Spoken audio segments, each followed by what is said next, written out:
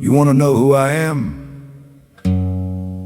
Folks call me the Bone Man, ain't my real name, but it's the one that stuck.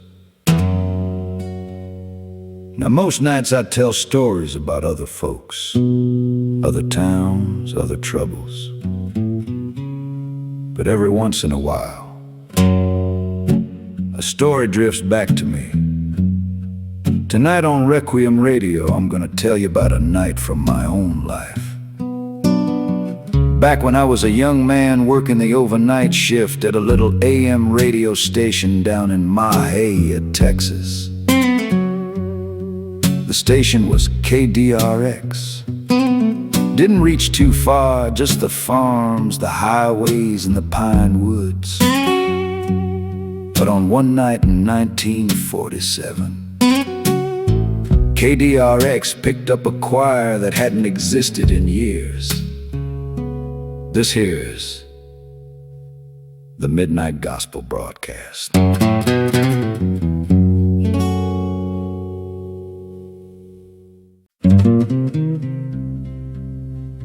Mahia wasn't much of a town in those days. Still ain't a courthouse square, a diner, and some churches scattered through the country. But in the late 1940s, it had a tiny AM station in an old building behind the cotton warehouse. KDRX.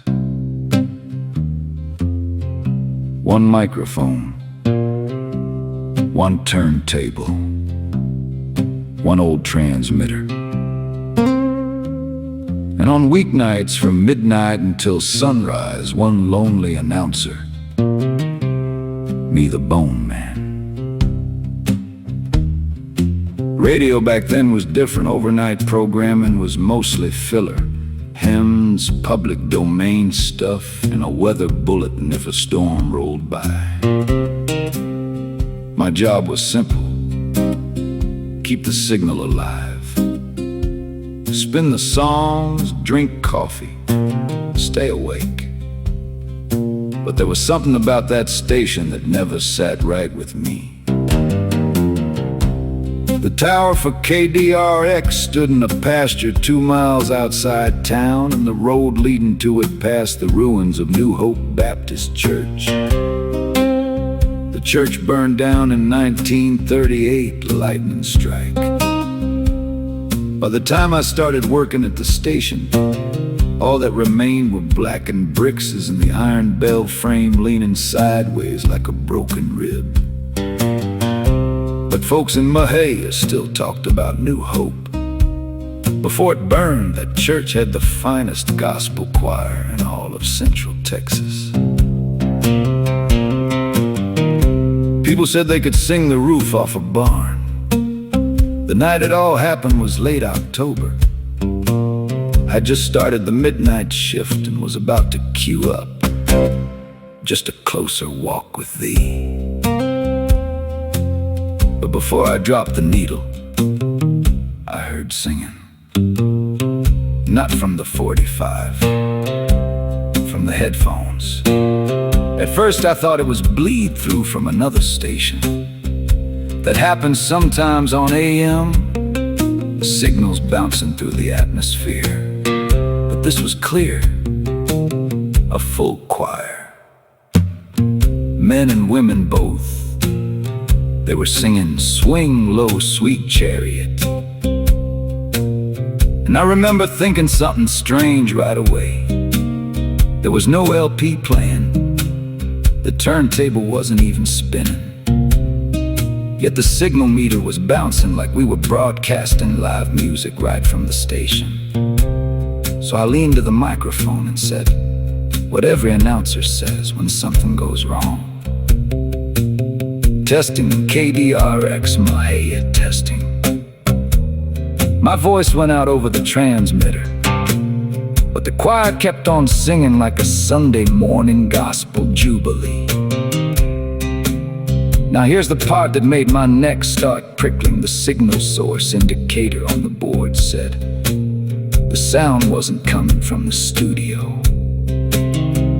It was coming from the remote line. Impossible. The remote line was a cable that ran out to the transmitter tower. We used it for field broadcasts, county fairs, church revivals. But that line wasn't connected to anything that night. Not unless someone had driven out to the tower in the middle of the dark. The only building near that tower was the burned-out foundation of New Hope Church. The singing got louder. The kind of singing that makes your bones vibrate.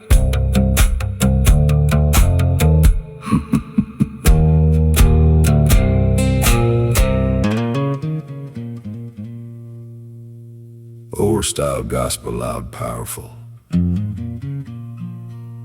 The kind that don't come from sheet music.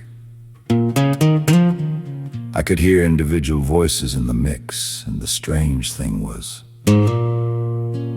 they weren't just singing.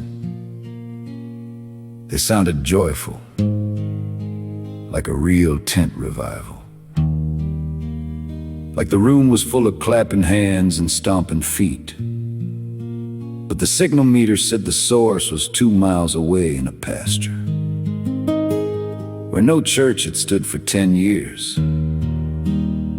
I told myself there had to be a simple explanation. So I got in the truck and drove down the dirt road to the tower. The radio in the truck was tuned to KDRX, and the choir kept singing the whole drive. As I got closer, the sound got stronger. By the time I hit the pasture gate, it felt like the truck cab was filled with people. Real voices, breathing between phrases, laughing between verses. And I remember the exact moment my headlights hit the old church site.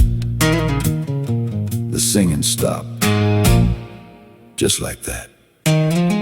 Silence. I parked the truck and walked across the field. The tower light blinked red, and the old church foundation sat there exactly like it always had. Broken bricks, charred wood, no choir, no people, no sound. I stood there a long time. Then I walked back to the truck. The moment I turned the key, the radio came on and the choir started again. Same hymn, same voices. Only now they were singing the final verse, coming for to carry me home. I didn't wait around after that to happen. I drove straight back to the station. By the time I got back, the singing faded out on its own like a program signing off. Next morning I asked around town, and a woman at the diner told me something I didn't know. The church had burned down during a midnight revival.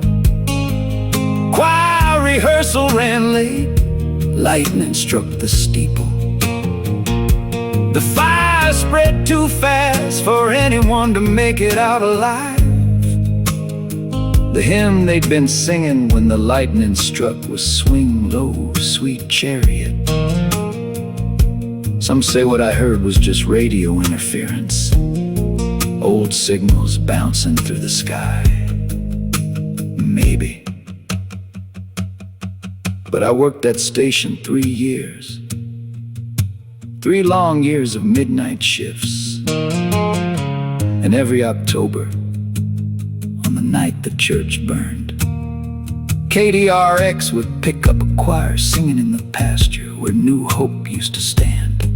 Same hymn, same voices, same joyful sound. And every time they reached the last verse, the signal faded, like the congregation had just gone on home.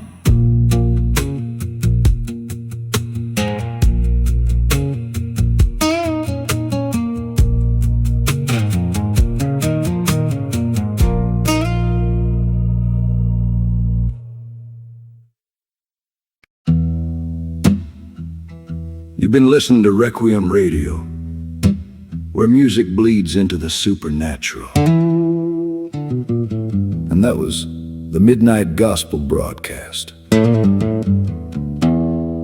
Some songs don't end when the choir stops singing. Sometimes the music stays behind, drifting through old wires across empty fields, waiting for someone to tune in.